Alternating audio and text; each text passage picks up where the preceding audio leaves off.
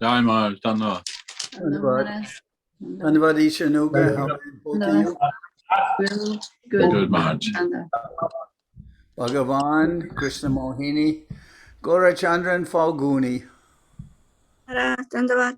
Rasa Raj. Dhanyavad Maharaj. Dhanyavad. Oh, looks like I'm late and everybody's late. Oh. Or maybe they're not coming.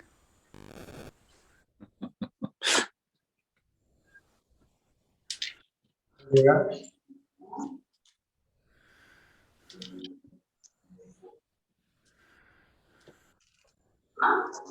भारतीय पुरुष योगदान चला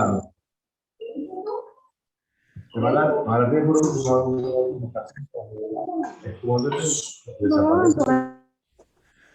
Is that Karuna?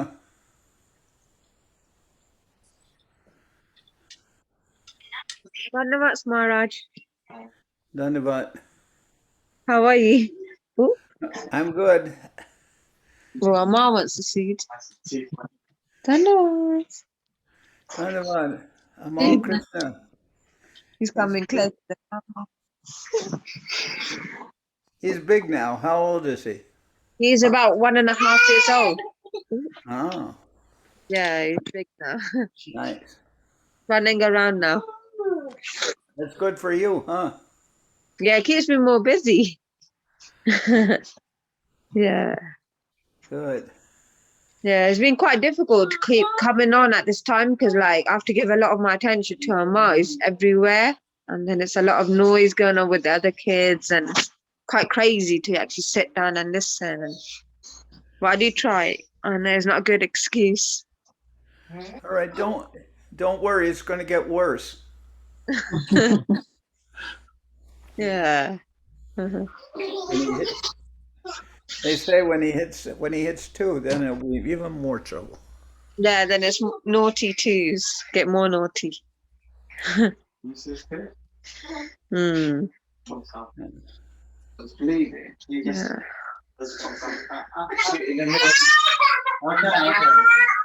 Okay.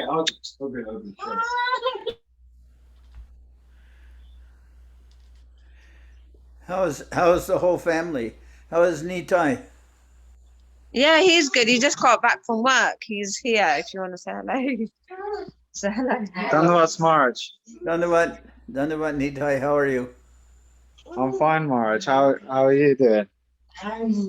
So I just put the light on so much. Yeah. How have you been, Maharaj? I'm good. Oh, okay. Oh, Okay, nice. Yeah, I just got back from work literally now. What do you want? Yeah. You're hungry? Dhanyavad. Dhanyavad.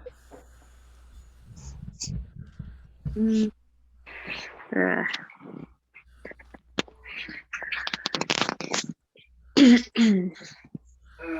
Karuna, where do you live? I'm in Southampton, Maharaj. Still. How far away from? Where is that Southampton exactly? It's to the south, but where? Whereabouts? It's near Bournemouth, like about an hour and half an hour from Bournemouth. no, about 40 minutes from Bournemouth it is. Oh, So- okay.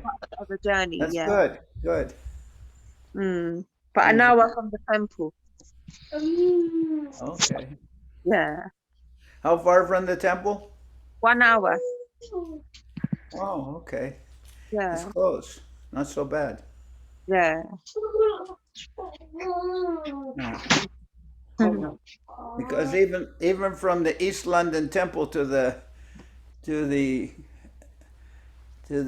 south to the temple near Heathrow is about over 2 hours sometimes. Or more. Yeah. So you're closer. Mhm. Yeah.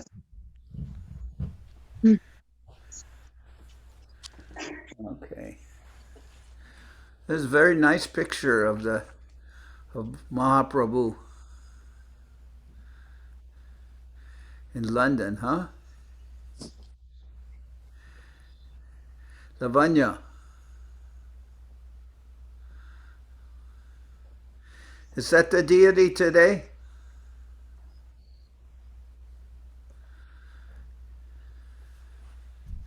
Oh, Lavanya. Oh, she's still trying to connect.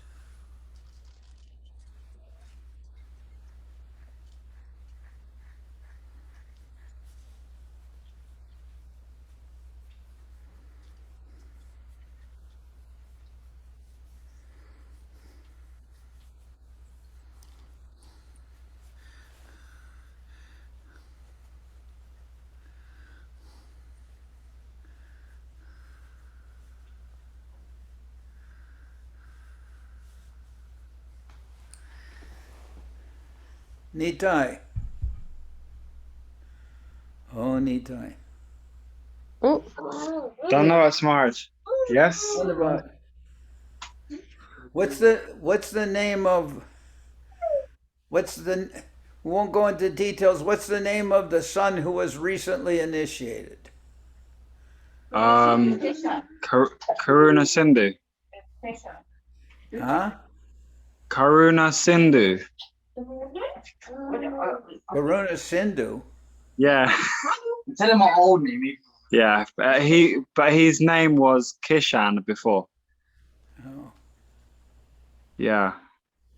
I don't know if that's a coincidence, but anyway. Yeah. Yeah. I'll talk to you later. We'll change his name. Sure, Maharaj. Sure. I had a question, Maharaj. But It seems to kind of not to me. His mother's name's Karuna Sundari, right? yeah. And Karuna Sindhu? I don't think so. So I'll talk to you about that later. Yeah. Yeah, sure. Literally both names. Okay. Oh yeah, like in your initiation, you weren't allowed to have like a. No, not allowed. Like one of mine said that name, but I guess I shouldn't have said that. Just. What were you gonna be named? Roger. I had a question, but I'll try and remember it. Maybe I can ask the question later, Maharaj. Okay. All right. Yeah. So maybe you can mute right now. So then. Sure. Yeah. Sure thing, Maharaj. Sure thing. All right, and,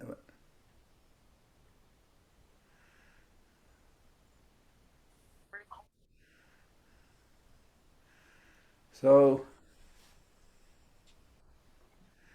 Devashis, any news? Not really, Maharaj. No, just we do have a question though from Anonymous. Okay, before we get into that, I was trying to see if Lavanya Moy is connecting again, or she's connected. Yeah, I'm here. I was just walking around Virginia Water, and the top corner doesn't get the internet, so I was walking quick to get it. All right, now this picture of Mahaprabhu, is it from today? No, it's from a couple of months ago. The garland is the Tulsi Manjaris, and just from a couple of months ago. Oh, it's a very beautiful picture. Yeah, everyone's really liking that, which is nice. Yeah. So what are you doing now? You're? I'm walking around Okay. Virginia Waters. It's nice and quiet. Okay. Little jumper walk. All right. I'm going to go on to then. Yes. Question. What is the question, Devashis? Yeah, Maharaj, it's not a very complex question, but they've asked on Jagannath Mishra Nandotsav, the 19th. On the calendar, it also says start of year 537 Gorabda. What does that mean? What is Gorabda and what does 537 mean? Let me calculate. 537, and that's from 1486 to the present year is how many? 2 minus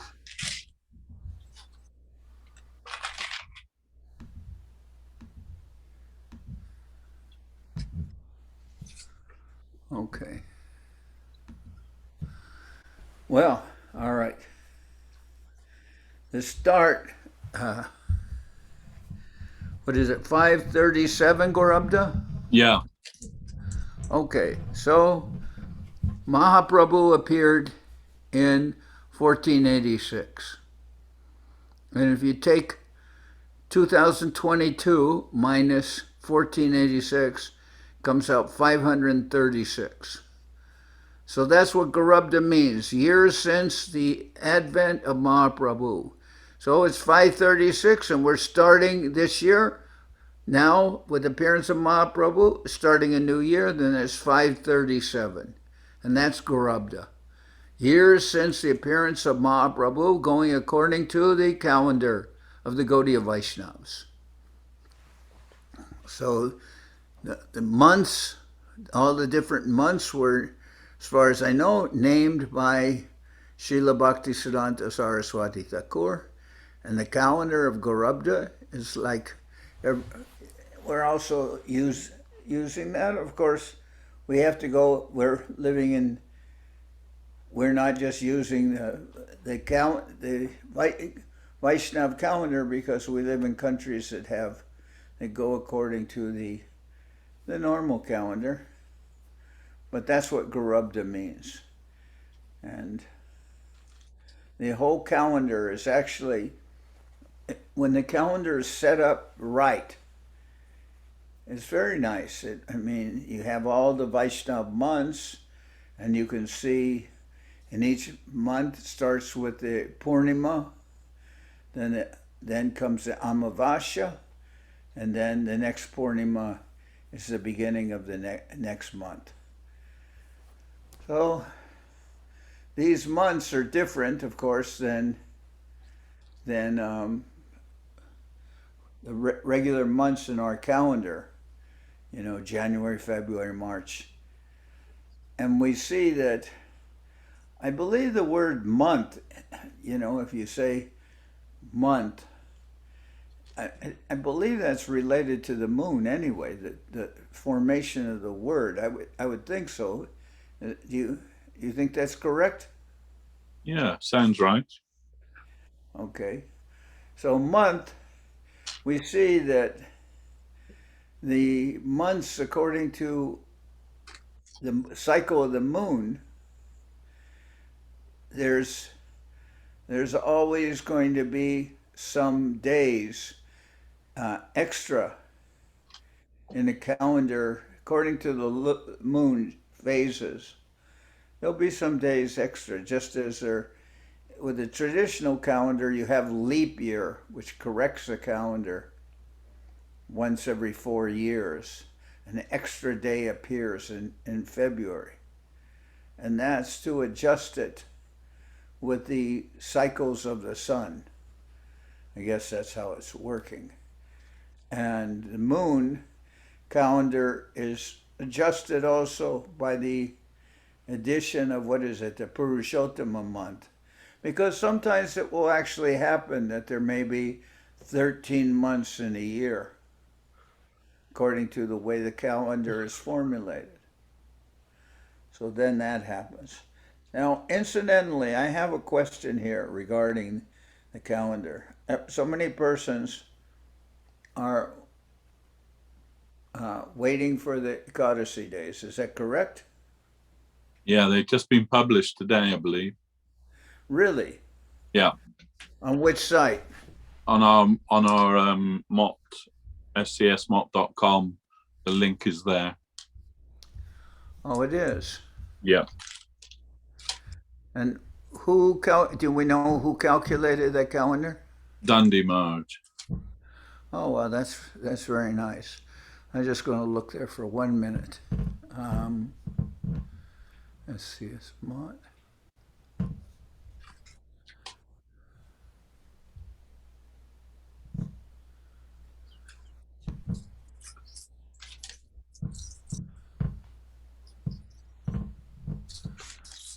Okay. Well, that's quite amazing. Let me see.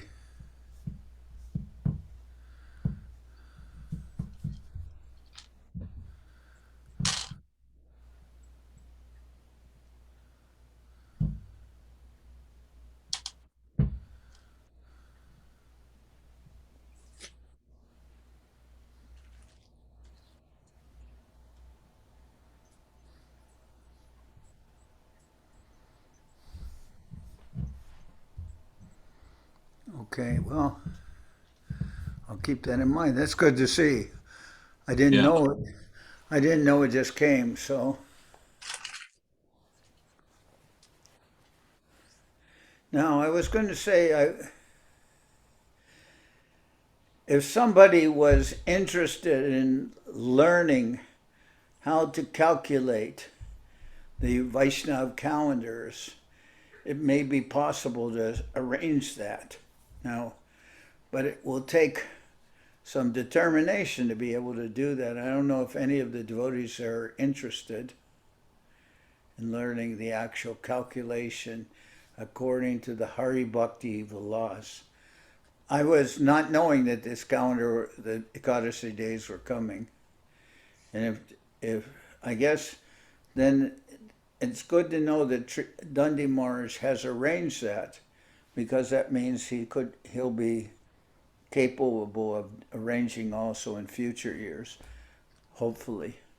He was having some difficulties because he was in Ukraine, and there were some problems for him. He had to move around and things. Last I heard, he was trying to leave the Ukraine, but I don't know what the present status is. Maybe I could say. We'll see.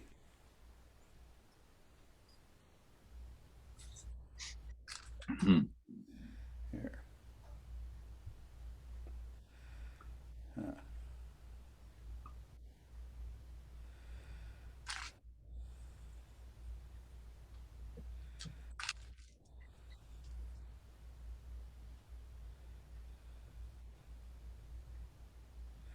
Okay. I didn't receive it, as far as I can tell, I didn't really receive any notices that the calendar was coming out. So previously I was talking to Tyagi Maharaj, who's really not very active in our mission anymore. In fact, I would say not at all, but he did tell me that if somebody wants to learn how to calculate the calendars, that means starting with a Panjika that comes out in India and then learning to calculate all the days and the Ekadasis, and also other things like Mahadvadasis, Vishnu Shrinkala Yoga, and everything that appears in the calendar, that can be communicated with somebody who wants to learn. Do you know of anyone who is in that category? No. All right. Yeah, actually, I was trying to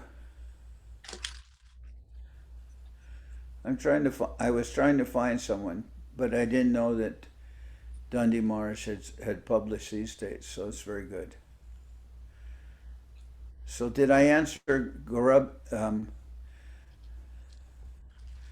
Yeah, Maharaj, you did. Did I answer Gaurabda's question on anonymity? You did, yes, Maharaj. Anonymity. Yes, for sure. Okay. And you're quite right. Month, the definition of month, the original meaning of the word month is how long it takes for the sun or for the moon to revolve around the earth. Okay.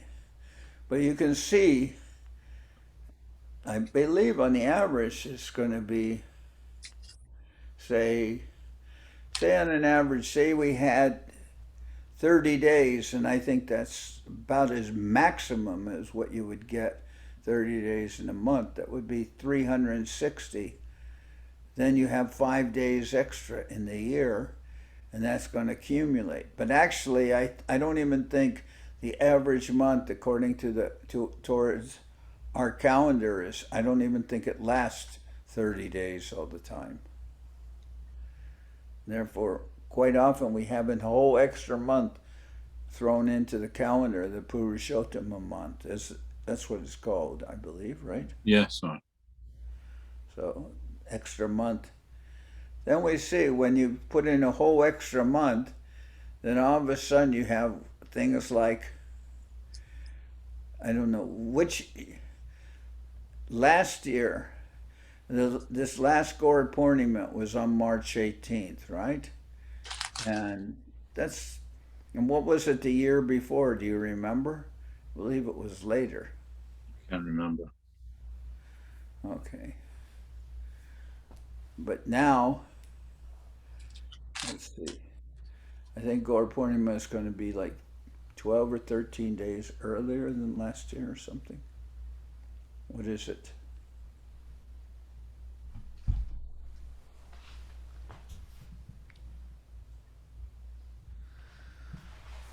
Okay. So is anyone planning on traveling to India that you know of? No, not at the moment.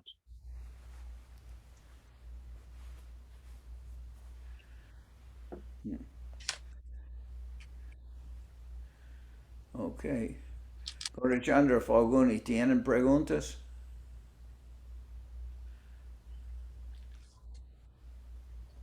No. No, Maharaj, no hay preguntas de nuestro lado hoy, pero siempre muy agradecido con su tiempo por estar con nosotros.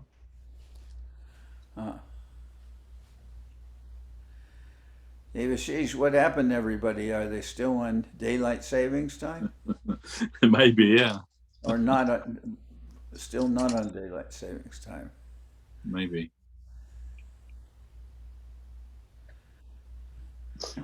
So Saraswat is in Sweden. He doesn't have any internet there in Sweden. Yeah. What about, and Tunga Rasa's not here? No.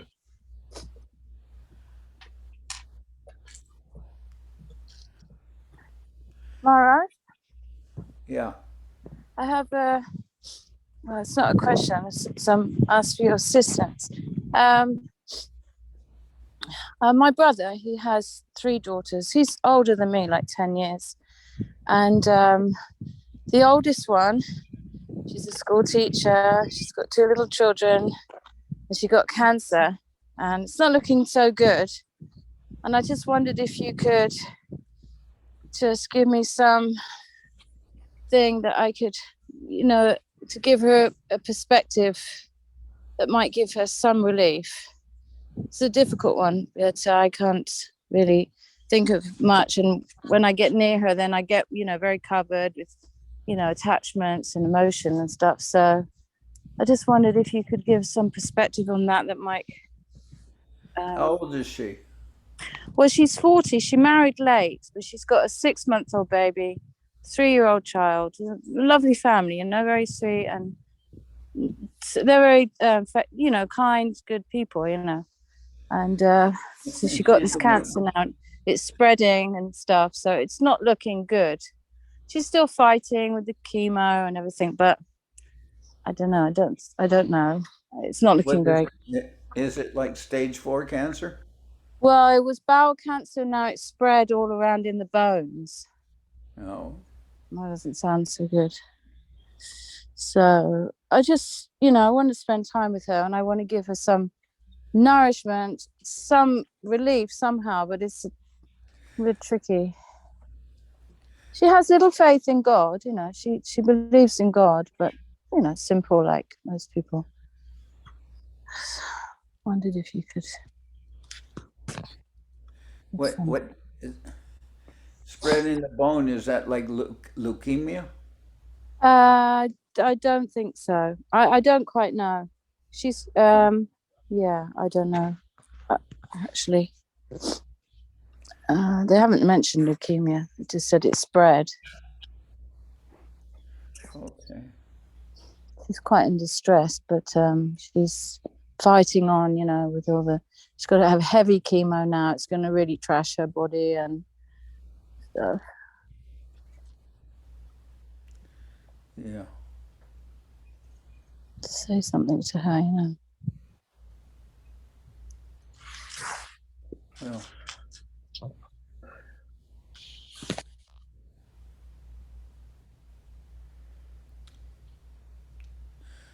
Does your sister?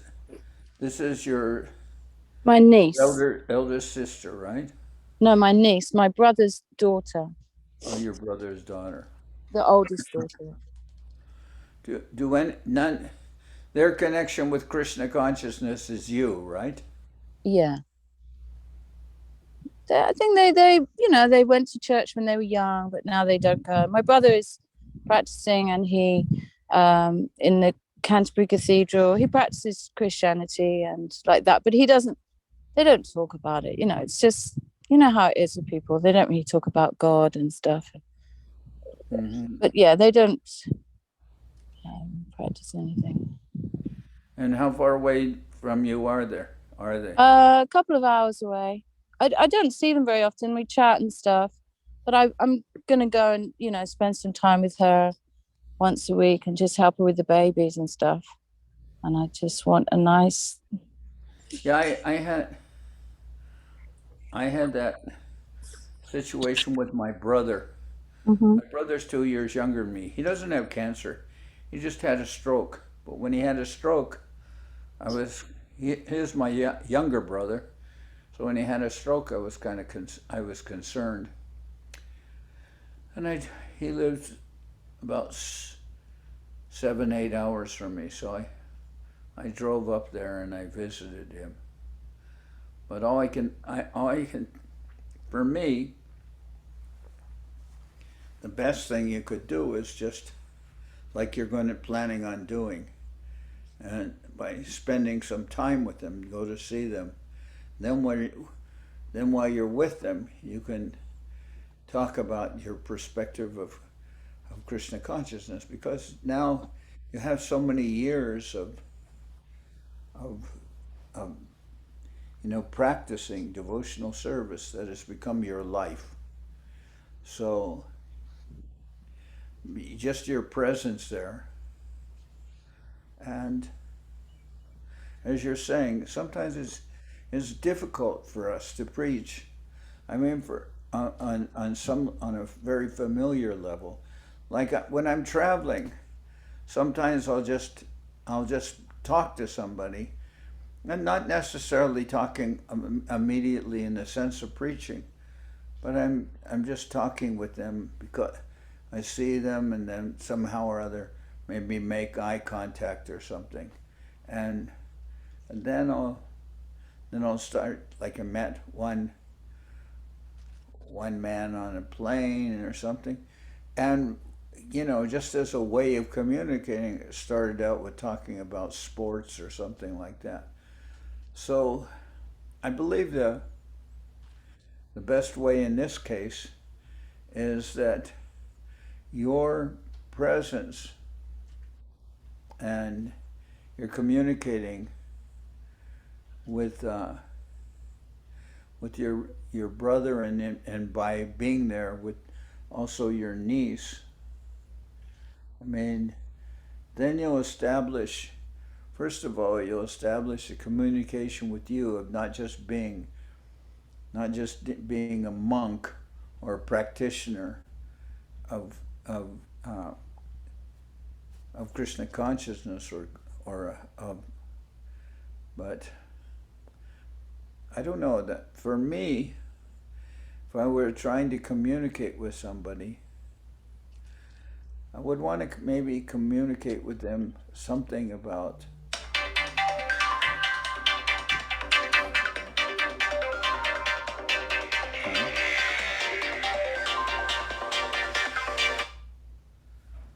hello?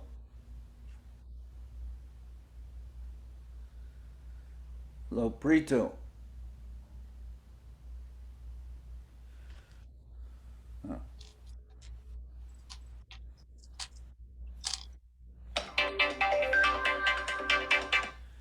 Hello? Hello?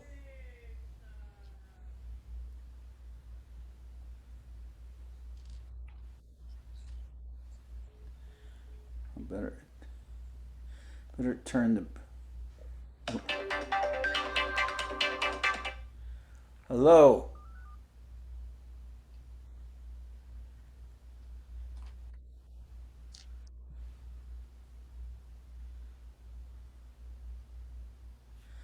We got to find a way of turning off the sound of this thing. That should do it. Anyway, I was talking with Lavanyamoy. I think the main thing is just to establish the bond, your bond with your sister just by being there. And I don't know. It's very difficult for people to really understand too much about or digest too much, because they just have a very kind of nebulous opinion or understanding of a direct relationship with the Lord. Is that correct? Well, I don't know if she's still Yes, Maharaj, yes. So, I mean, the first thing is I would just try to establish a personal level, and then let your sister speak to you about, obviously she's going to have opinions about, how things are developing and what it means to have a problem in her family, with her daughter. How old is her daughter? She's 40. The one who has cancer? Yeah. And your sister is older than you? It's my brother. Yeah, he's 10 years older than me. Oh, he's 10 years So old. he's 67. Okay. My brother has faith, and I can talk with him. I said to him, now this is a test for our faith. I can talk with him about God, and he's up for that, but not my niece. Well, it's just unknown. Does your niece live with your brother or no? No, she lives with her husband and the family nearby. They're all very close. Okay. I'm the black sheep, obviously. Well, I don't know. I think you might find your sister, you might find your niece is more open than before. Yes. No, she is quite open, but it's such a sensitive subject, and our our perspective is, we can get quite brash and brutal in a way, like, well, we'll die in a minute, and we're not the body. And when you're in such an attached situation with babies and nice husbands, and to say,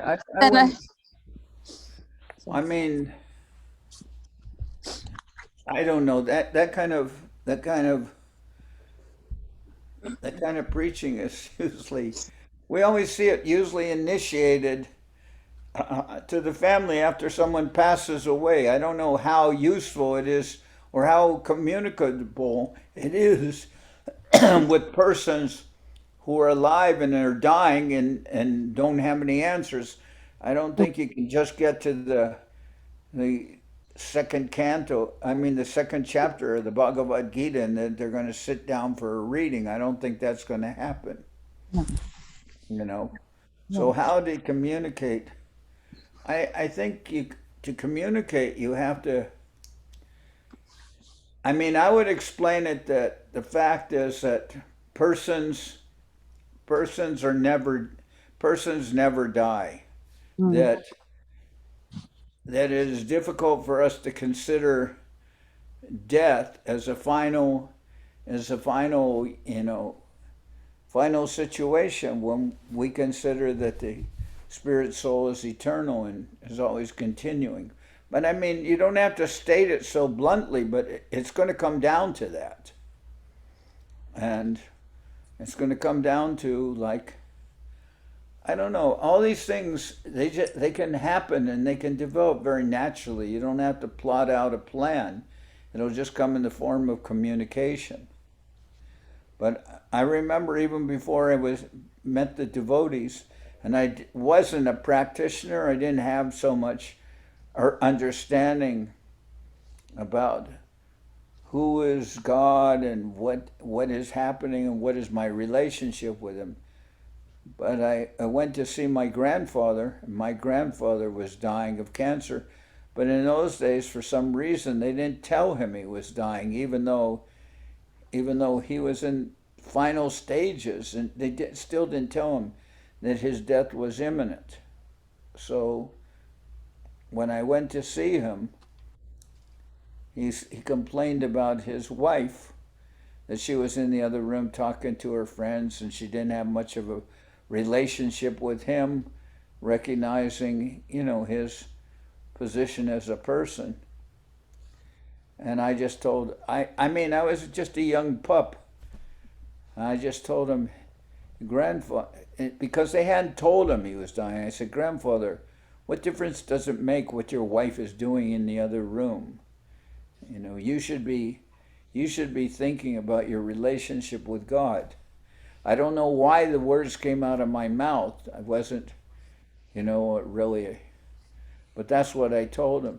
But when I said that, something snapped inside of him, in the sense, not snapped in a bad way, but those words communicated to him that you should be thinking about God. Those words communicated to him that, hey, you're dying.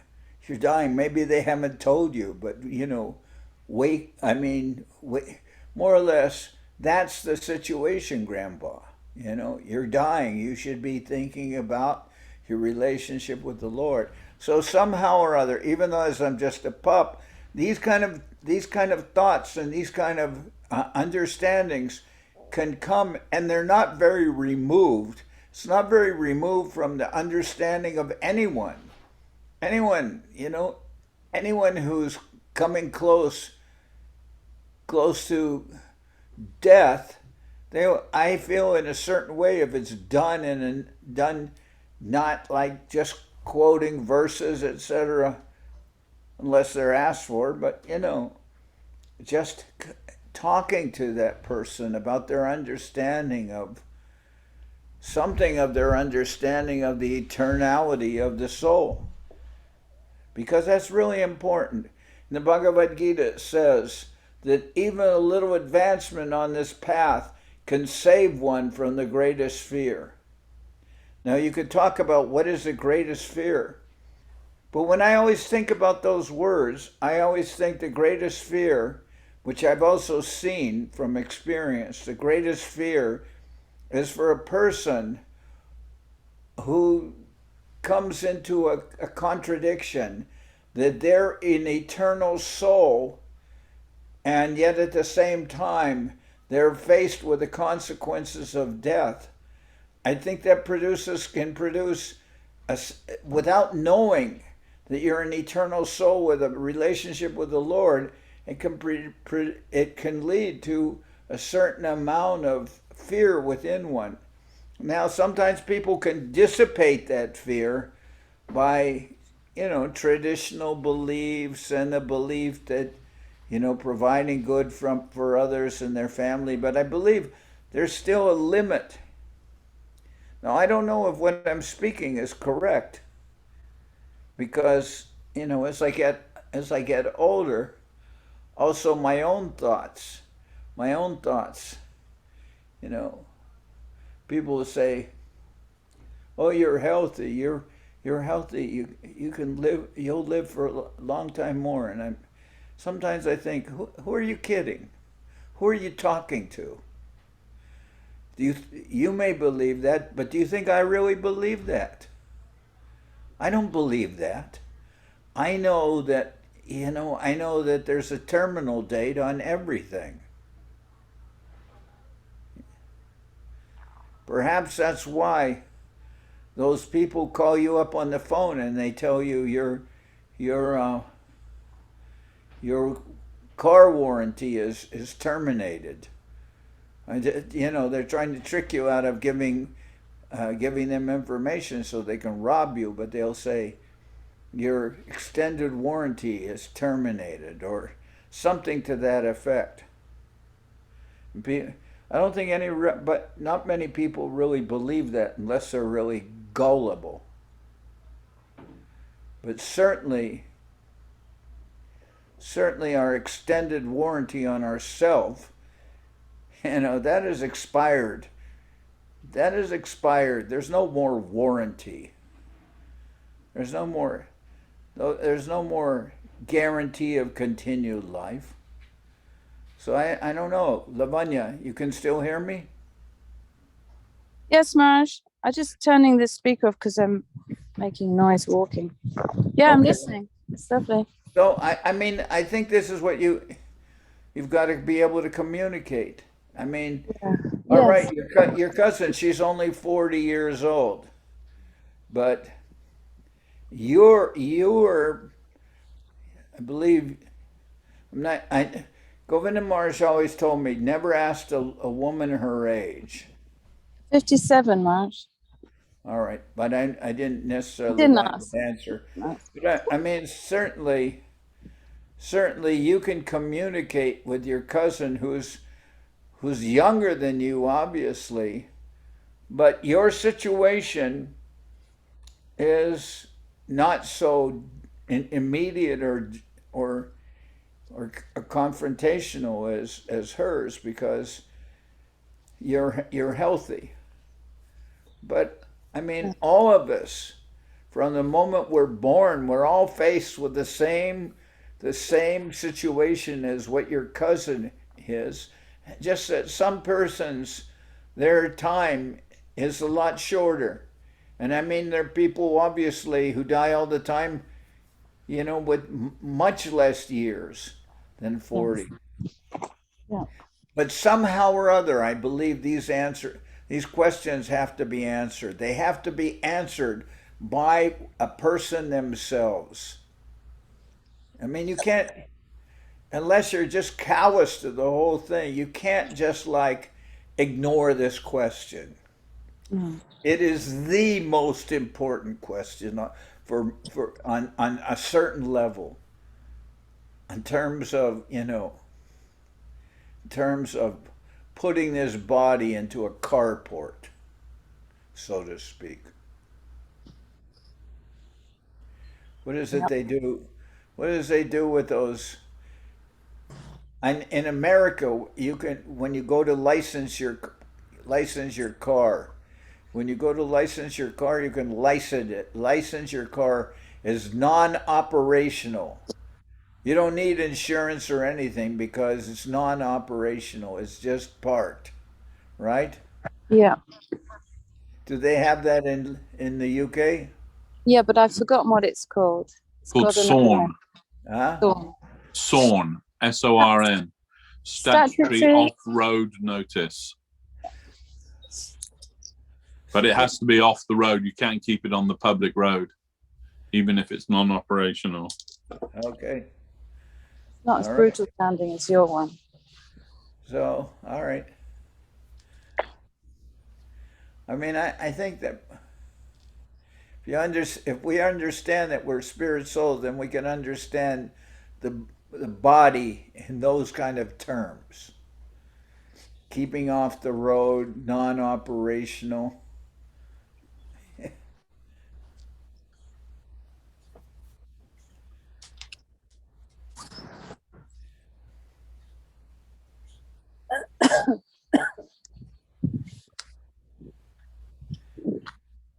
I mean, recently, I thought it was I had two cars. One was an older car, one was a newer car. And when I got the newer car, then the insurance, they said, well, it'll cost you $350, maybe £270 a year extra to have that the old car on my policy. And I said, well, what if I reduce I just get rid of collision. There's no collision on the car, and also that I'm waiving the deductible. I mean, putting the deductible up at, you know, higher at $500 or about 350, 400 pounds. So then what does it do? And they said, oh, then in that case, it'll cost you $1 extra a year to have that car on your policy. $1. I got rid of the car anyway, but I'm just saying,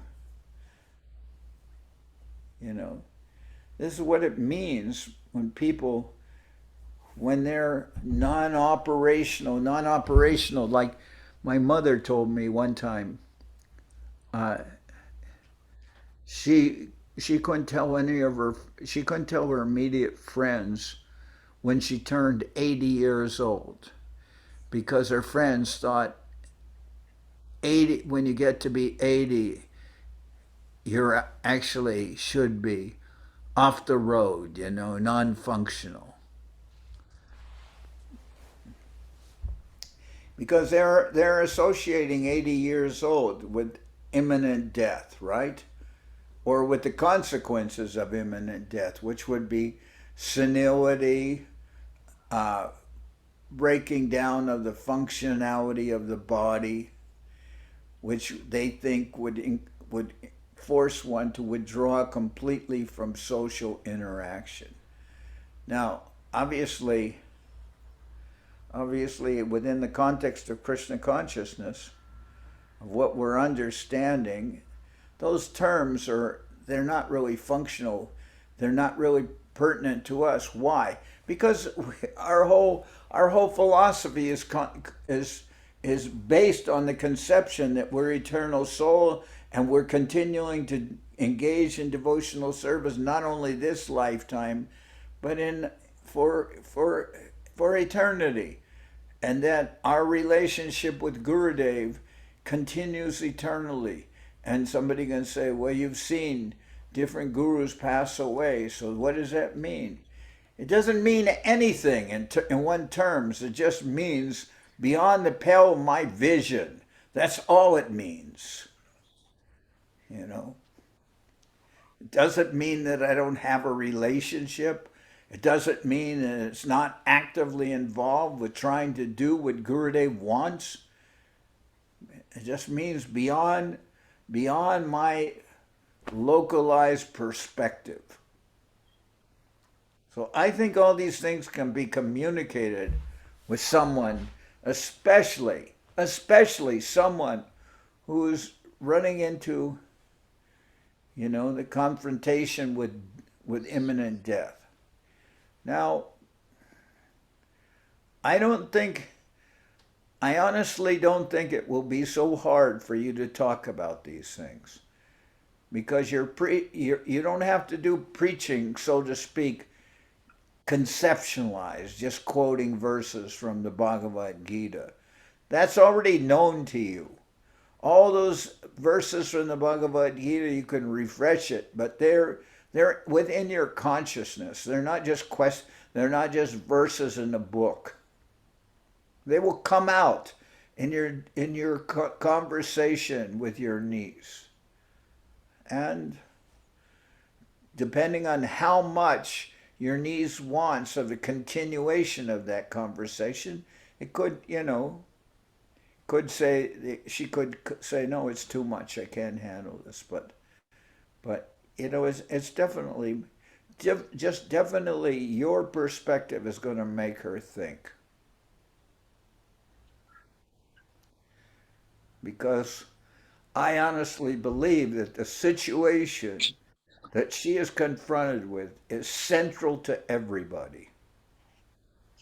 It's just a question of how long it takes to get there.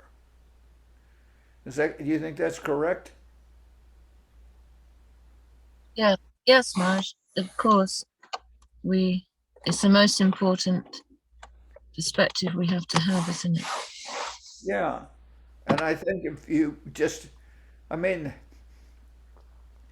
that doesn't have to be your introduction in your conversation, and but hopefully you'll spend a little time with her, and then this would gradually, so to speak, by your influence, this will seep into her consciousness. Mm-hmm. With your blessings, it will. Yes. Well, it's going to be, I think it's really your blessings. Your blessings upon your cousin. I mean, she's fortunate to know somebody who is a serious practicing devotee. That is her fortune.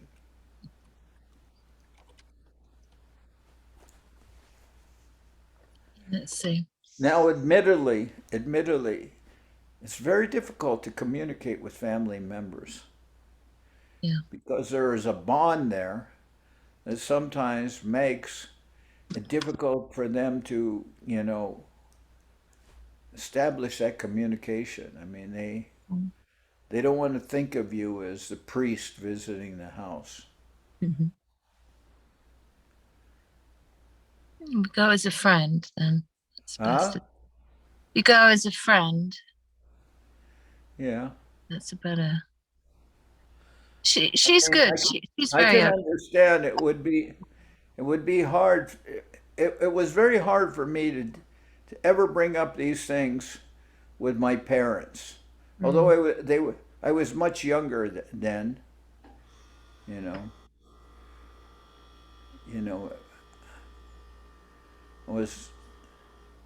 When I was 30 or 40, it was hard for me to establish this kind of communication. Sure. Yeah, and your family is the people that you want to share it with most, but your family tends to be the people that you'd really like to share it with most, but they can't hear it from you somehow because you're just the kid in the family or something, isn't it? You just yeah, something sometimes inhibits conversation because they always want to bring it back into generalized terms. God or what is it? Organized religion. Yeah. And of course, we're not religion at all. Mm-hmm. And we're certainly not organized. That's for sure. If we were, we would be disorganized religion. But thankfully, we're not in the category of religion. Mm-hmm. Because religion's not based on Sanatana Dharma. I believe. I mean, they all have some element of relationship with the truth because, as Govinda Maharaj said, religion is trying to take persons from a gross bodily conception of life and elevate them to a spiritual understanding of life, to put it in general terms. But, supposedly all religions are trying to take persons who are in gross bodily consciousness and to make them something conscious of the relationship with quote, God, spirit, whatever.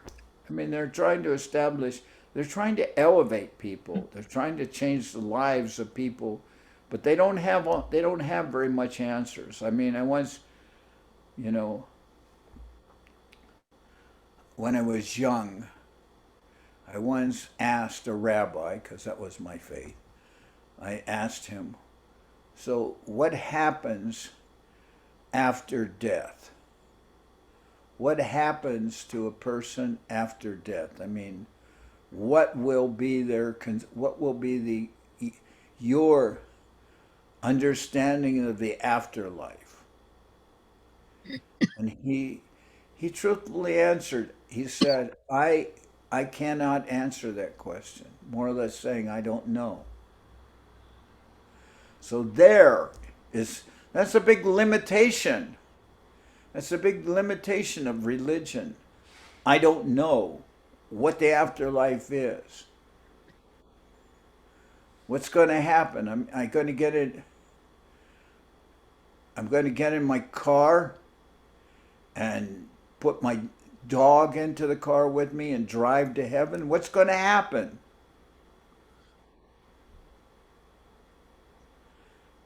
He couldn't answer. So I really believe that's a limitation of religion. They're trying to take people from gross materialism and try to give them some spiritual conception of life, but when it comes to specific answers, they don't have them. They don't have them. They can just tell you, well, you know, they can tell you about the kingdom of God and everything, and that, okay, at least that's something.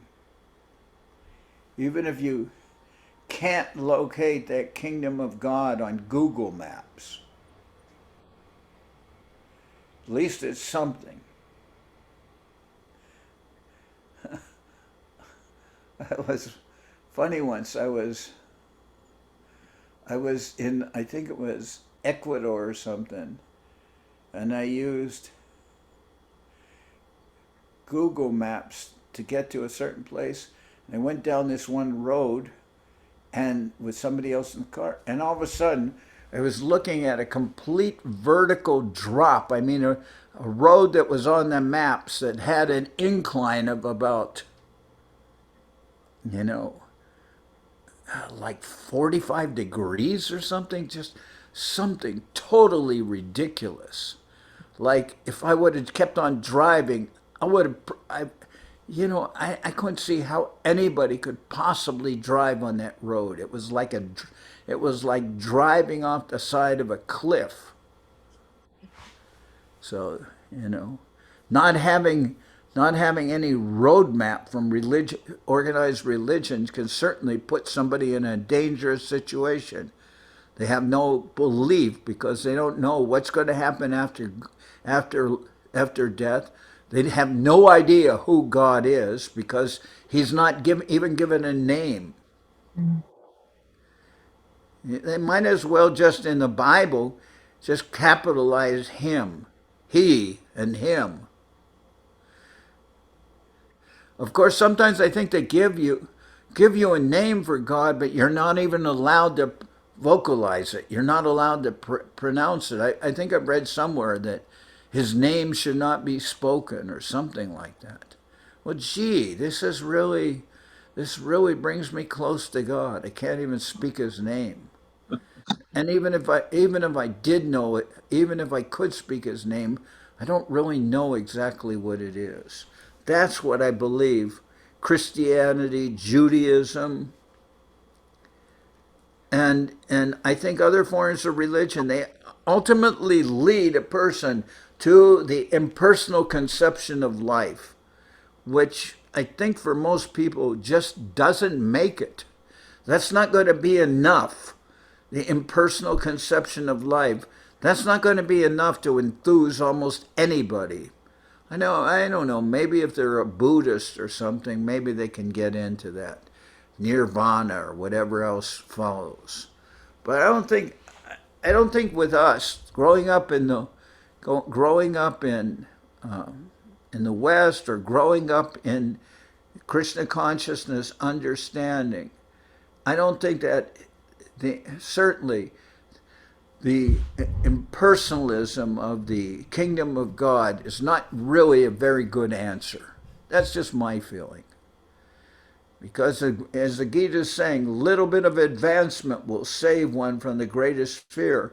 So greatest fear for me, or actually Srila Govinda Maharaj and Guru Maharaj, they state it in the Bhagavad Gita. The greatest fear of life is the impersonal conception. Because that doesn't give anything. It's just like, oh, my whole personality, my whole involvement in this world, it's all Maya. It's all Maya. It doesn't exist.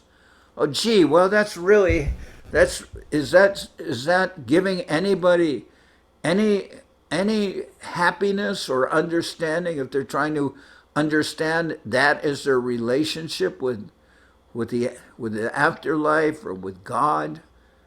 I wouldn't consider that very satisfying. And Govinda Maharaj, I believe it's Govinda Maharaj's purport, and in the hidden treasure of the Sweet Absolute, at one point he says, what is the greatest fear? A little advancement saves one from the greatest fear. Well, he actually says, that, I guess that's Guru Maharaj's words, but Govinda Maharaj is, I think, helping with the purports. That's my understanding. But the greatest fear will be the loss of one's personal identity. I mean, isn't that kind of the same as death for most people? Wouldn't you say that most people have a certain amount of fear? Death, loss of one's individual existence, one's individuality. So isn't the impersonal concept the same thing? The loss of one's individual personality? Isn't that something of a frightening situation for most people? Isn't that what death kind of amounts to? I would think it is. So, I mean, for me, just where it says, even a little advancement saves one from the greatest fear. And I mention often, I mean, so many times in my life, on a very casual level, I've been confronted with death. I mean, twice I almost drowned. One time for real. You know, they had to pull me out of a lake and start pumping water out of me. And interestingly enough, when I thought I was dying, I had some very strange visions. But nothing really spiritual in the sense, or nothing I could really understand. I mean, it was just something once. I didn't even know what it was. It just seemed like some giant wheel or something. But that was probably my own mind just kicking in. But I mean,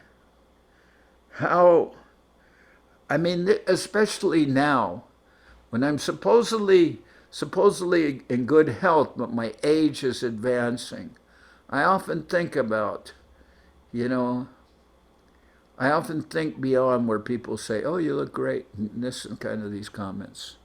You look the same as you did, when I first knew you 30 years ago. And I'm like, are you crazy? I'm thinking to myself, are you crazy? Are you crazy? Do you really believe that? I don't believe that. It's just an expression of your love or friendship.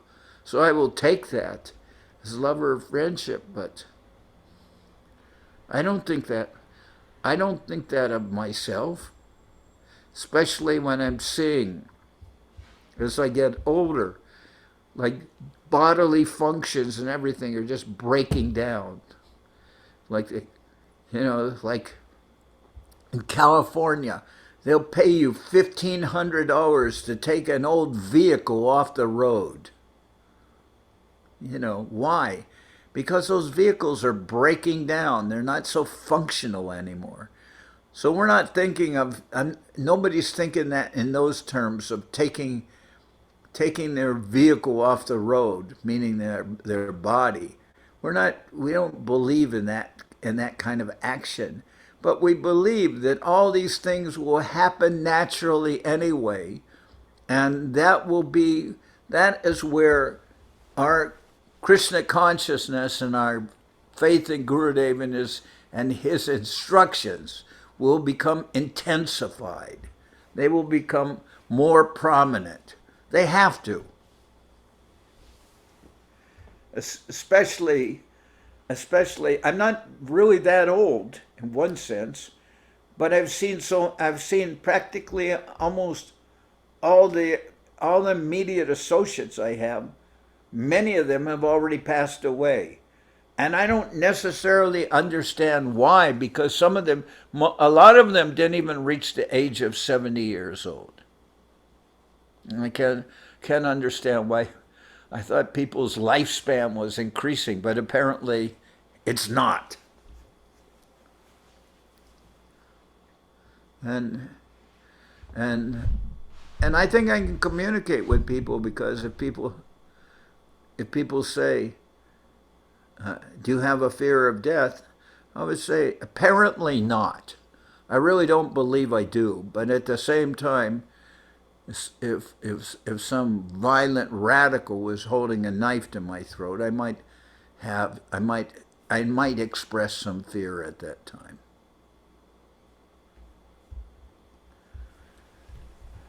But anyway, this all started with Lavanya Mai asking me about how to communicate with her niece who has cancer.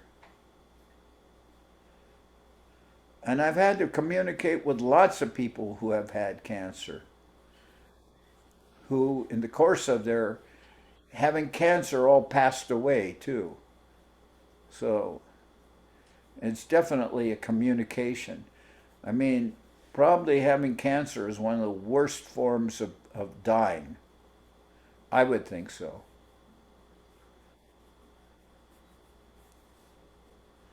It seems to be very more prevalent also that people get cancer.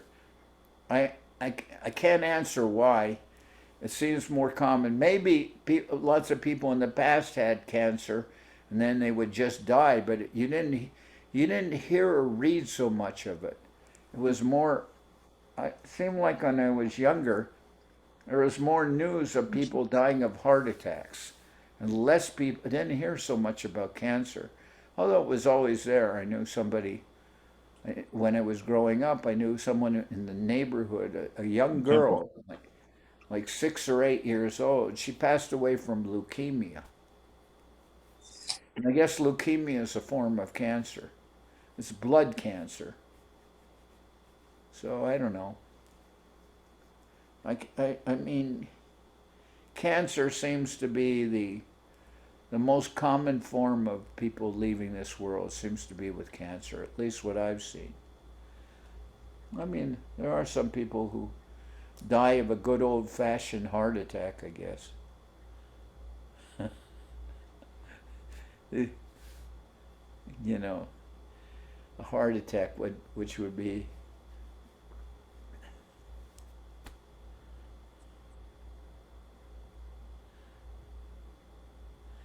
anyway.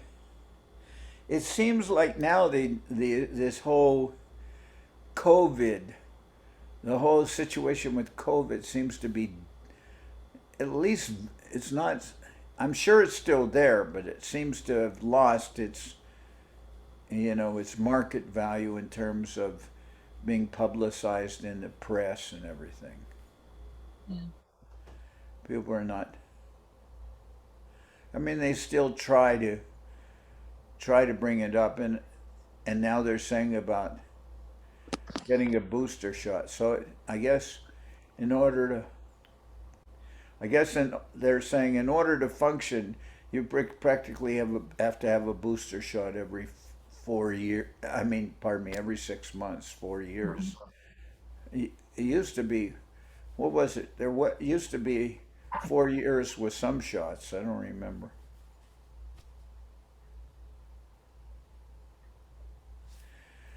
Anyway,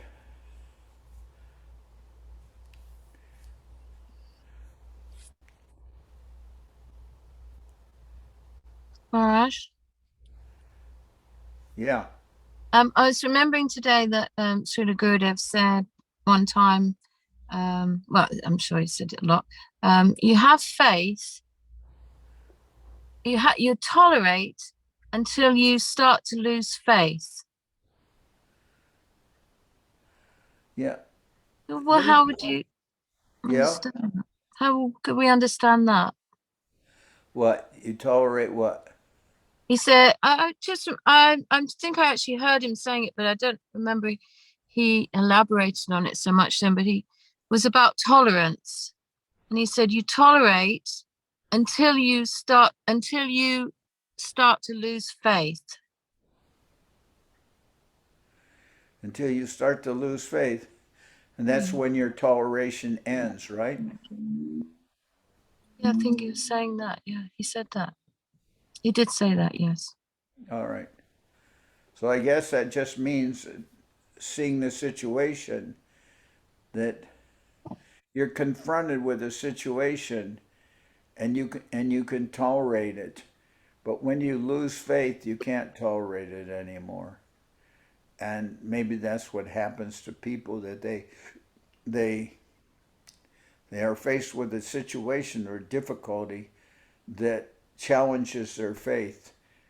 And if they don't pass that test or they don't come to the proper understanding, then they'll lose faith.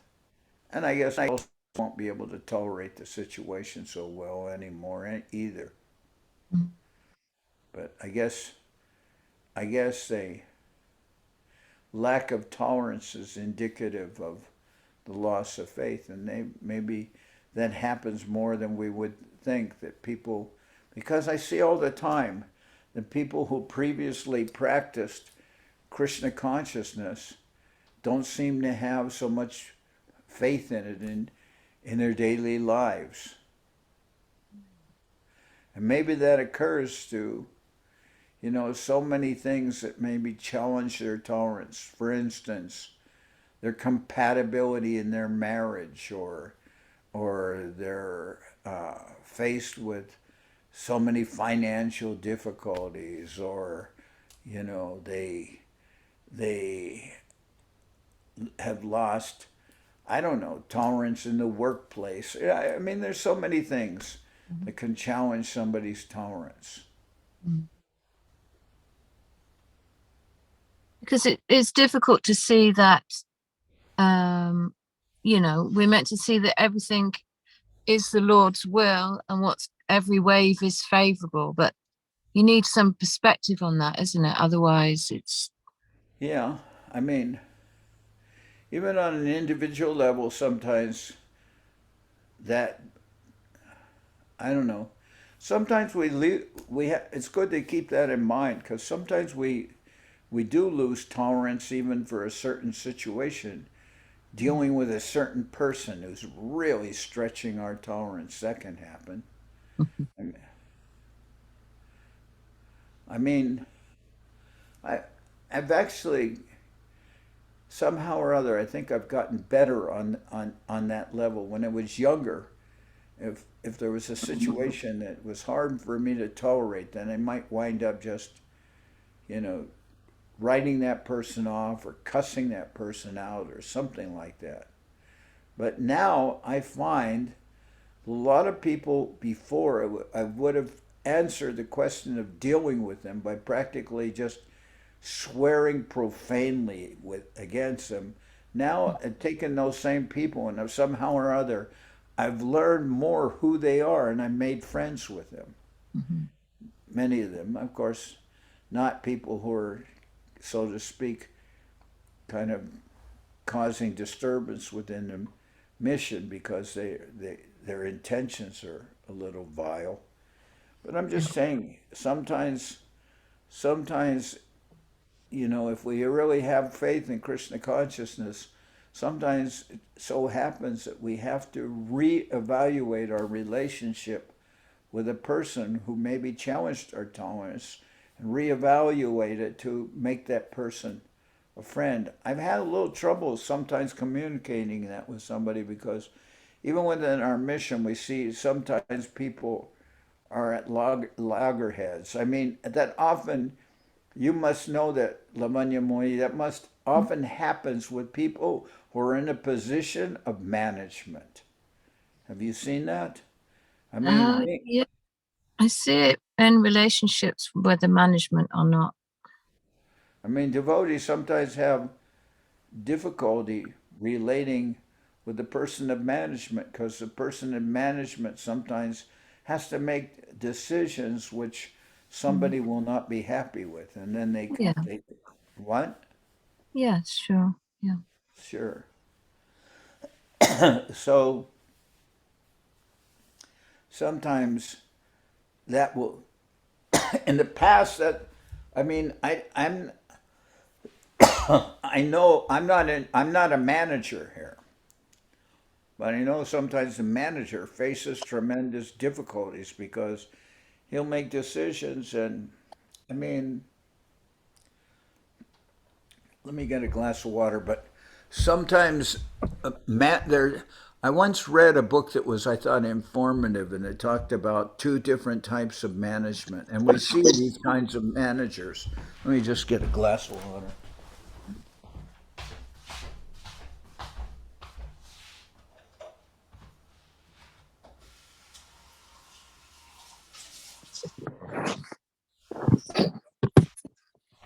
All right, so I was talking about two different perceptions of management, and I work with both persons, and both can be effective managers. But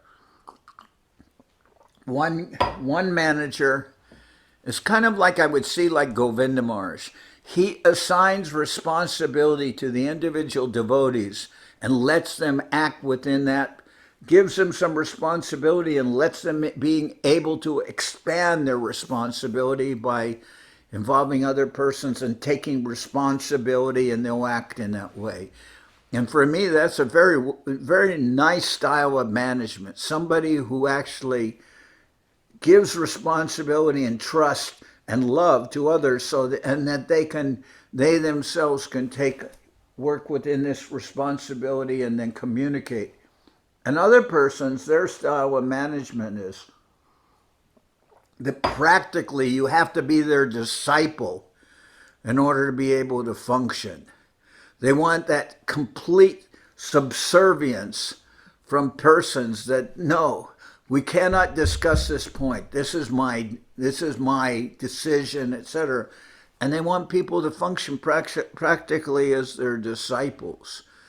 And even their conception of maybe what it means to they don't have disciples, but they want people to have, or maybe they do in some cases, I guess, but they want people to practically be their disciples in order to work with them. If you're not completely their person, you can't work within their managerial system. And that puts a lot of challenges on people. But if that's the only kind of manager that you have, that can also work. I mean, it's not like that kind of person cannot function, but sometimes it really stretches a relationship with other persons.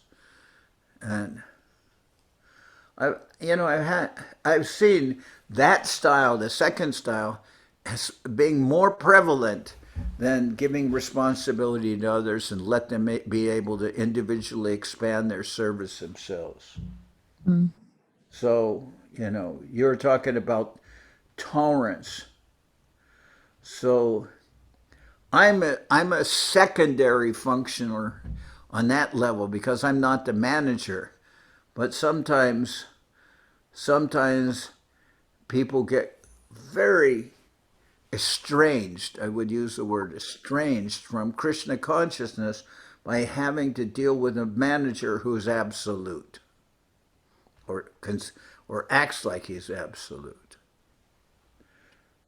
And sometimes it was hard to reconcile, because sometimes you would even think, well, the manager is wrong in certain decisions that he's taking, but you cannot say that because they're still functioning, and they're still functioning, and their presence and their guidance, their presence, and their surrender is very necessary to the mission, but they may not always make good decisions because they tend to sometimes distrust others who don't see them as somewhat absolute. That's the difficulty. Mm. So now, as I was saying, I just had to adjust so many relations to make those persons who are working within that managerial system, who are challenged by it. I just found the best way of dealing with them is to deal with them as friends, to see them as friends and to talk to them as friends. Because, I mean, what else can you do? You can't take them out of the system, just like we can't take ourselves out of this world. But at the same time, you have to be able to communicate, well, there is some love and understanding within all this. It's not just a question of absolutes. Anyway, mm-hmm. I've done that, but I would say it's not always functioning so well, in the sense that I look at somebody like my good friend Ashram Maharaj. Now, Ashram Maharaj, he's been able to expand Krishna consciousness in Mexico very, very beautifully, I think. He has so many communities set up, and they're all going on very nicely. And at the same time, they have twice a year, they have meetings of the devotees where they all come together, sometimes for 2 weeks, sometimes for, I think in the summer it's 2 weeks, and in the winter maybe it's 10 days. But he has hundreds of devotees who join in. And when I ask him how this is managed, he says he doesn't assign anything in terms of manage it until all the people come, and then out of their participation, he's able to set up the whole program, and they run the program themselves. Of course, one thing about Ashram Maharaj, he went to one of the best universities in Mexico.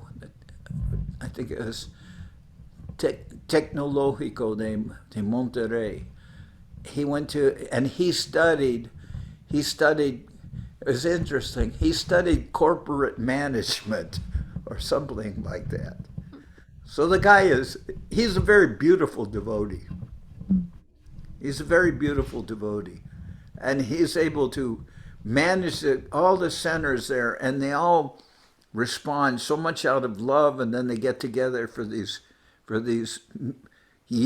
twice a year meetings, and sometimes they have not all at once. Sometimes people come for a week, sometimes people come for 4 days, but they usually go on like a week and a half, 2 weeks. I think the one in the summer, 2 weeks, and he has up to over 300 devotees participating in this. Mm-hmm.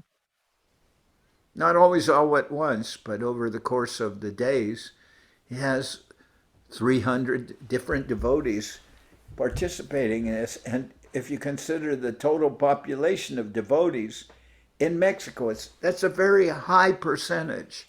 Has a very high percentage of people participating in this way. So to me, that's an example. That's the example of, like I said, the first kind of manager, like Govinda Maharaj was, of giving people individual responsibility and let them develop that responsibility. And it's very indicative of that when he says, well, who are the different persons that run this, the cooks, the pujaris, and all these other things. People give the lessons. They might have lessons on cooking or a lesson on mridanga playing, and they might just go for camping. I mean, they might just go for a walk in the mountains or something, a hike or something.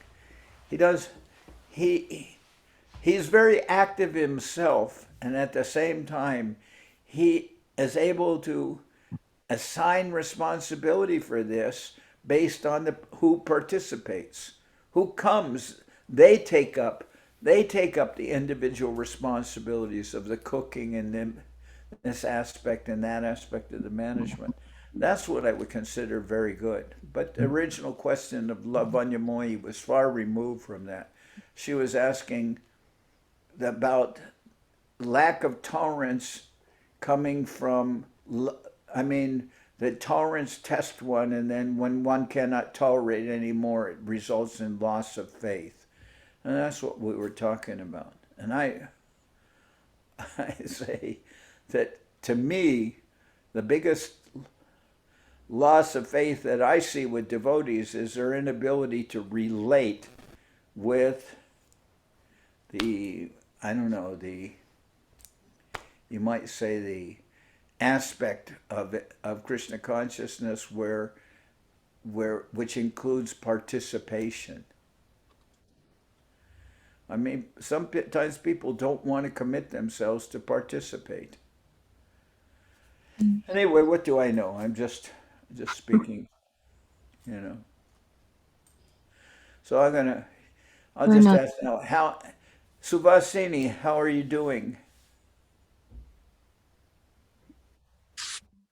Dandavats Maharaj, yeah, I'm good, Maharaj. Yeah.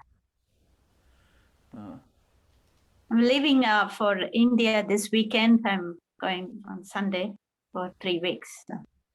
To Chennai? Yes, Maharaj, yeah, to Chennai. Oh, how wonderful. That Yes. sounds very nice. When you get there, it strikes me Chennai will be very warm, won't it? Yeah, it will be very warm, very hot, actually. It should be. Yeah, this April, May will be like peak kind of summer, peak summer. Yeah. So is in Chennai is the heat dry or is it very humid? It's a humid. It is on the coast. It is, on the east coast. So it's so some humidity. So some sea breeze will come. So after the afternoon, that little better. Yeah. It's not so dry. Yeah. Uh-huh.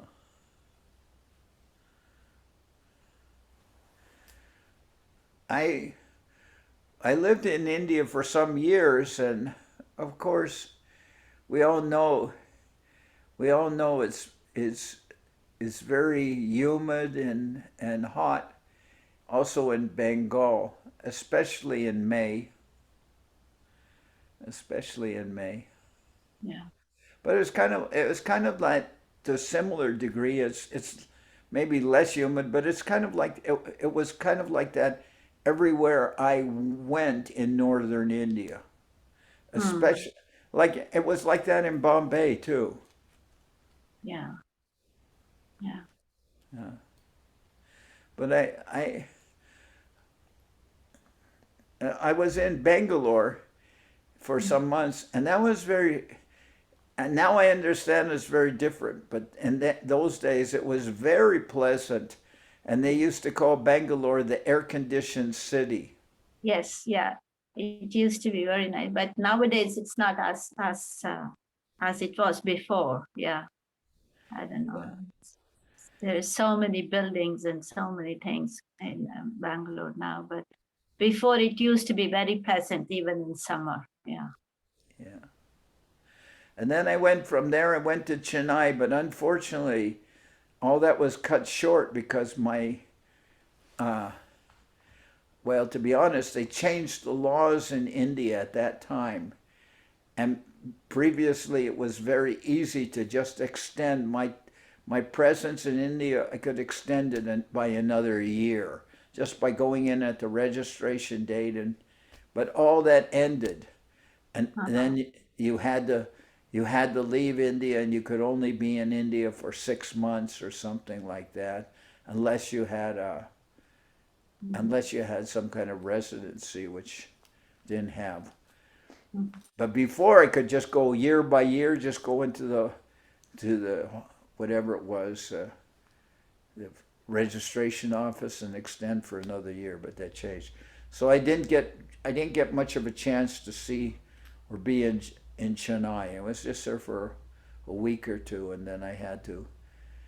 Actually, I had to leave the country, and then I wound up going to Bangkok. Okay. But so I didn't get a chance to really be in Chennai. I've often thought it would be nice to be able to visit Chennai.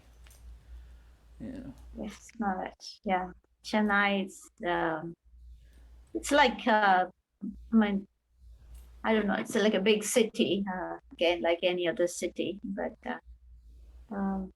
yeah, there are lots of nice temples nearby. Kanchipuram is very near. Yeah, that's what I was thinking. There's so many nice temples and places visited by Mahaprabhu. Yes, yeah, Kanchi. Yeah. Well, anyway, I hope you have a nice trip. Thank you, Maharaj. Yes. So then, when will you be back in Ireland?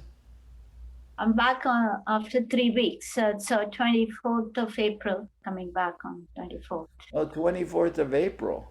Oh, it's very close. You're going now, and you'll be back so soon. And Yeah, it's, only for 3 weeks I'm going. Yeah, I'm going on Sunday and then, yeah. and you have family there, huh?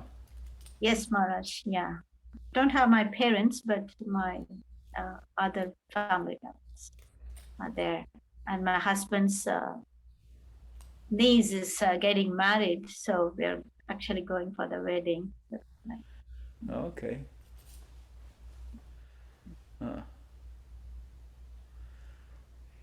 Is it true that in India people, I don't know if this is tradition, but is it, somebody said that people don't get married so much during the Chaturmasya months. Is that true?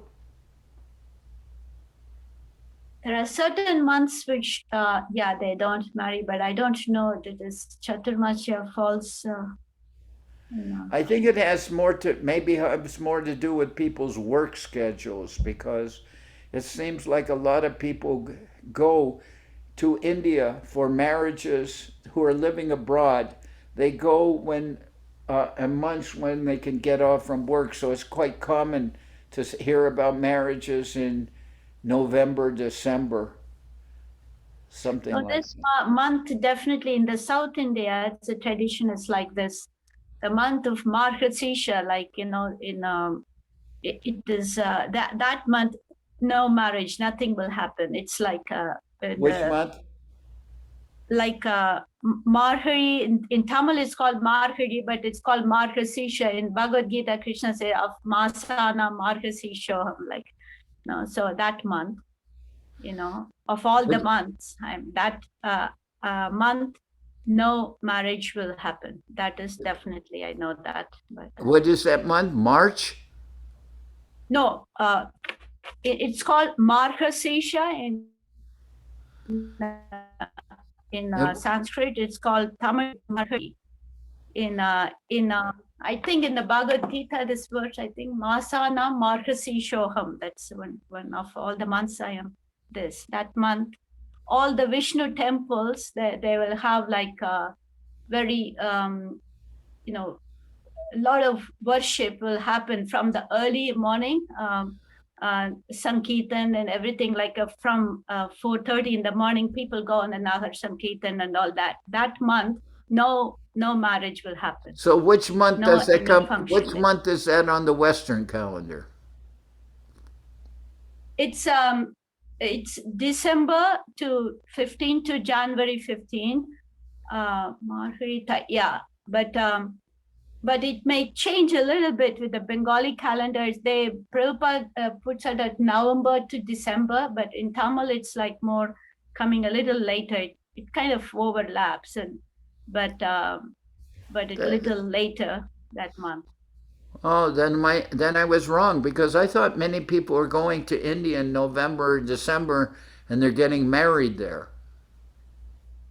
No, this in Tamil, it's Tamil, December 15th to January 15th, no marriage will happen that month. Okay. Yeah. Yeah. When I was in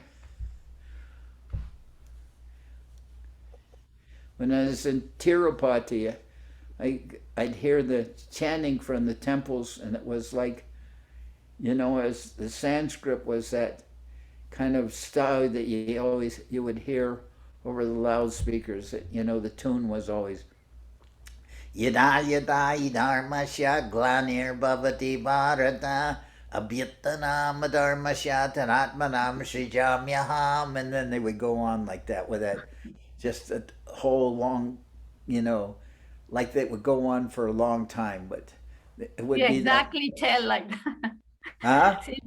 You exactly replicate exactly what it is, like what you're saying. Yeah, but when you hear it, it sounds, it's still, they're going, it sounds very beautiful, actually, when you hear it, because it's going on for a long time, and it's kind of like a little bit hypnotic. That sound is a little bit hypnotic. Yeah. Something.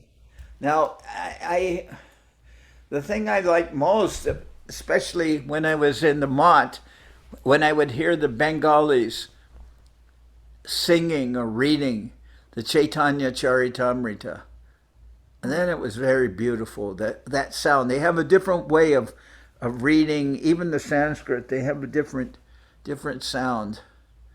And that was very beautiful. So anyway, I hope you have a nice trip. It'll be nice to be immersed in that for some time, you know. Yes, Maharaj. Yeah, thank you. Yeah, I haven't been able to go for more than 2 years now. So yeah, I myself, of course, I don't live in India or anything, but I was just thinking, wow, it's been 2 years or more since I could go to India. So I was really thinking, I can't move so much before Janmashtami. I just have responsibilities and things. But maybe in the month of late August or September, maybe I can go. And I was thinking I would like to go to Bengal, but I don't know. I don't even know in Bengal where I would stay exactly. okay. But I don't think that's so much of a deterrent, because I mean, India is so big, you can always find some place to stay. Like even in the past, I've stayed at dharamshalas and stuff when I had to, when I was traveling. And I remember once I was in a dharamshala in Andhra Pradesh, somewhat, actually I think it was Vishakhapatnam, and it was a Codicy, and I was by myself and I really didn't have that much to eat. I mean, I could buy some bananas or something like that. And there was one person, and he was very odd. He was a person in that dharamshala, and his name, he didn't have hardly any possessions. All the time he was just wearing a big gumsha. It wasn't like a lungi, but it was something like a lungi, but it was a gumsha. And he had that tied high on his chest, and it would hang all the way down. That's about the only thing he wore. And he didn't have any possessions, but he had one lota, and on his lota it was inscribed Ramdas Mahatyagi, which I thought was odd to have that, a lota that said Ramdas Mahatyagi. And he saw that I was there, and I didn't really have anything to eat, and he just kind of spontaneously he made a big pot of sabudana khichdi for a Codicy. It was very nice, and I haven't really seen very many people who know how to cook sabudana khichdi. I mean, I don't remember in the Mat them ever making that for a Codicy, and I don't know too many devotees that know how to cook that so it doesn't come out all gummy like paste. But this man, this Ramdas Mahatyagi, he made that Savudana Khichdi on the Kasi. Very nice. I've met so many nice people. So I'm not. If I were going to India, I don't think I would be so worried about where I would stay. But I would really like to go back. I would really like to be in India, like you're doing 3 weeks, 4 weeks. I think now they're for those persons who don't have Indian passports like myself. I think they're giving electronic visas for a month. But I've also heard you can get up to 5-year electronic visas. So if they do that, I will get one of those visas because I really miss going to India. This whole COVID thing is kind of like stop travel. But I also said I will try to go to England in August. So if I go in August, I will try to go to Ireland. I want to go to Ireland. Yes, Maharaj, please. Yes, yeah, we look forward And if to I that. could be there in August, who knows? Maybe I could go right from England to India. That would be good. That would be nice. So anyway, it's time to end here. It seems like so many of our regulars weren't present today. Devashis. Not many people came. I didn't see like Ananta Govinda. I didn't see Tunga Rasa. Yeah, strange. Maybe it's to do with the British summertime shift. I don't know. Is it summertime now? Well, officially, yeah. Is it warm there now? No, not at all. We did have a few nice days last week, but today it's cold again. Is it warm in Ireland? No, it's the same, Maharaj. Today is cold. It has been very beautiful for the last few days, but same like England, yeah. Today is cold. Here it's kind of it's a little uncharacteristic, but I mean, because the seasons seem to be changing a little earlier this year. But yesterday I went walking on the beach and I didn't wear a jacket. I could just walk in kurta and my devotional clothes. I didn't have any jacket. Was able to walk on the beach. Not on the sand, a little above the beach. Yeah, but it was very warm. And then at nighttime it gets cold. It gets cold at night. But it sounds like in England it's cold during the day too. Right. Yeah. English weather. Well, we had that a couple of days ago. It was raining for 2 days, and then I think April is always associated with rain, isn't it? Yeah, April showers may come your way. It brings the flowers that bloom in May. Yeah. Yeah, they reduce that to just April showers bring May flowers or something. Okay. All right. So the rain is also nice. That's not something. The other day though, I wasn't able to work on that philosophy of the rain is always nice. I do like the rains, but it was cold. So anyway, we'll see all of you. See you next week. Ishanuga, you didn't go to work today, huh? No, on Friday. On Friday. Okay.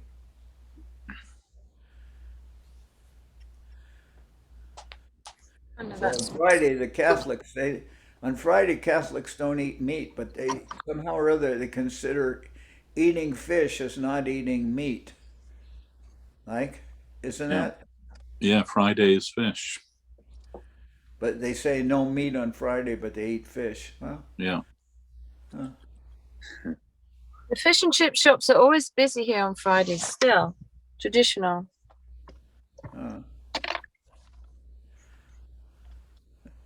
Yeah, I remember.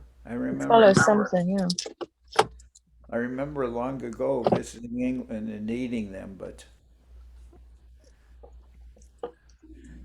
now the thing that intrigues me most about fish and chips, wouldn't want it, but the fact then they used to wrap them in newspaper. Yes. They still do that? No. Why?